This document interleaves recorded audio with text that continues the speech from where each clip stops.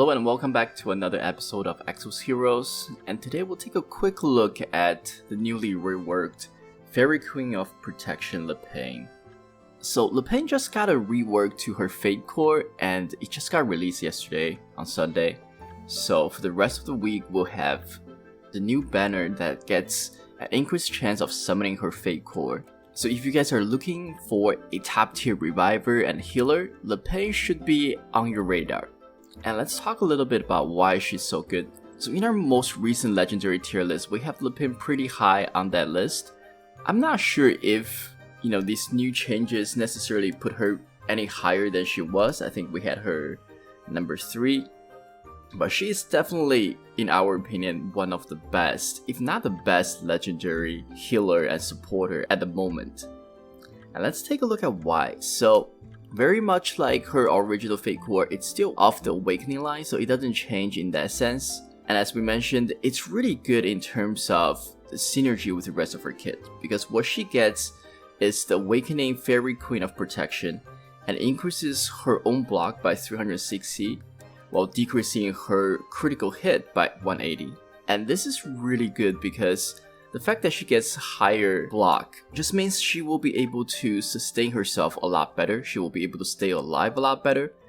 So this skill is particularly useful, especially in PvP situations where you really want to keep your reviver alive as long as possible, because as long as she's alive, you have the chance to bring back the rest of your team. And a word of advice for everyone who come up against another team that's running Lepin, or if you ever run into her in PvE situations, is really try to focus down her as early as possible, because obviously the Awakening state cannot trigger unless an ally has already been killed. So Lepin at the start of every fight will not have this activated, so she is at her most vulnerable at the very beginning when everyone else is still alive. So that is your window of opportunity right there. But on the flip side, for everyone who has Lepin, just know that as long as Lepin doesn't get focused down, she will be able to trigger this, and you should be looking at a very tanky and self-sustainable reviver on your teams. So a very solid passive with a little bit of a weakness at the beginning of each fight. On top of that, she also gets the increased speed by 25, as well as damage immunity for 4 turns when her health is low. And just another way to kind of keep her alive as long as possible if she is in danger, as well as granting her the additional speed so she can move a little bit more often and get those revives up a little bit faster. But again, the damage immunity is part of your Awakening passive, so that's another thing that won't trigger unless someone else has already died, so you won't get this at the beginning of the fight either. So just keep those things in mind. But now let's look at her skills, and this is where the rework really comes in and what's making her so good. So her A1 now, it deals 187% damage to one enemy, requires 2 mana, grants heal over time to one ally, and I believe that one ally is whoever at the moment has lowest percent health. And it heals them by 12% for 4 turns when the skill hits. So there's always the possibility of you not landing this. But if you do, it's a decent amount of healing over the course of the next 4 turns. And also it has the cleanse ability, which allows you to cleanse all debuffs and damage over time effects from the target. So that's very solid and pretty much how it used to be.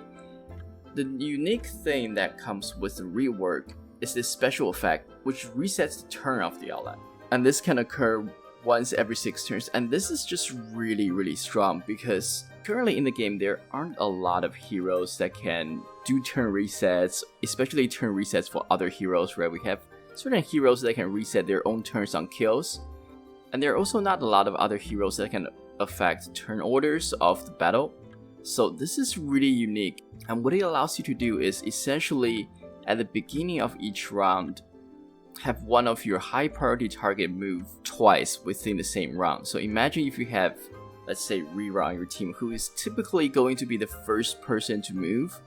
And what Lepin could potentially do is, during her turn, she'll essentially be able to bring Rira up just a little bit and have Rira go again right after Lepin's turn.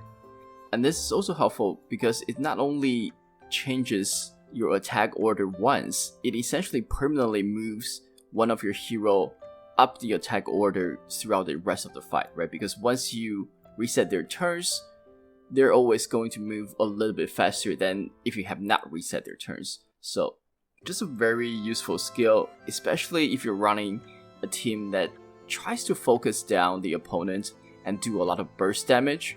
Having the ability to allow your primary damage dealer to move a couple of times very early on in the fight can be quite decisive. And also because of the heal on this skill is heal over time, it actually works quite well with the turn reset, because sometimes if this heal is just a straight up heal right away, you might not want to use it very early in the game because you don't want to just waste your heal when your target is still at a pretty high HP level. But since it's heal over time, you just might be able to take advantage of that healing a little bit better, as your target might take damage over the next few turns and this heal over time will kick in. So you can actually use this skill preemptively in a lot of situations, especially if you look at the turn order, knowing that, after you reset a target's turn, maybe the next 3 turns are opponent's turns and they might do some damage, and that's where the heal over time comes in. If this is straight up heal, then maybe it's kind of just all wasted. So overall, a very strong buff to her A1. I mean, at 2 mana, you're able to do some damage. You're able to grant heal over time at 12% of your own maximum health for 4 turns, and resets one of your allies' turn. And on top of that, cleanse all debuffs and damage over time. I mean, it just does everything. And the fact that it only costs 2 mana is quite amazing. And now if you look at her A2, I believe this is how it used to be. Blessing of the Fairies heals all ally by 24% of your own health, so that's pretty good. And obviously still has the cleanse ability that allows you to cleanse all debuffs and damage over time from all allies. And lastly, revive all dead allies and grant them damage immunity for 1 turn. And I believe actually the damage immunity is a new addition as well. And I think this is something that's just so strong that I haven't seen on other revivers, because typically what we see with a lot of revivers is they revive their allies, but everyone who just got revived are still on very low HP and technically are still very vulnerable. So there's a very high chance that they might get taken out again before they even get to move. What this does is it essentially ensures that all the revived allies will at least get to move 1 time. And that is just so strong, especially compared to all the other revivers, right? The ability to not take damage for 1 time after getting revived essentially means all of your heroes who just came back will at least have some sort of impact on the rest of your fight. So this definitely puts her above the other legendary healers, such as Karain. And I actually don't think any of the fated heroes have revive ability. Yeah, definitely not Talia, and definitely not Anastasia. So in my opinion, this puts her right into that fated category. Just given how unique she is in terms of being kind of an AoE reviver, but at the same time clearly head and shoulder above all the other legendaries. So overall, just to conclude our discussion here, Lepin with her Fate Core is obviously the best reviver that we can possibly wish for in this game. She has just a mixture of everything. The ability, right, she has the ability to do a little bit of damage with her A1, and both of her skills grants healing. One is heal over time, the other one is just a straight up AoE heal to the rest of your team at 24%, which is very good. And both of her skills also grants cleanse that allow you to remove all debuffs and damage over time effects from all your allies. And then on top of that, her A1 allows you to reset one of your allies' turns, so essentially allowing them to move a little bit faster and get some more damage or CC out depending on the situation. And her A2 allows her to do an AoE revive while providing damage immunity for 1 turn, ensuring that the heroes that just got revived will stay on the battlefield for just a little bit longer to make another impact before they potentially go down again. So definitely some very great skill upgrades.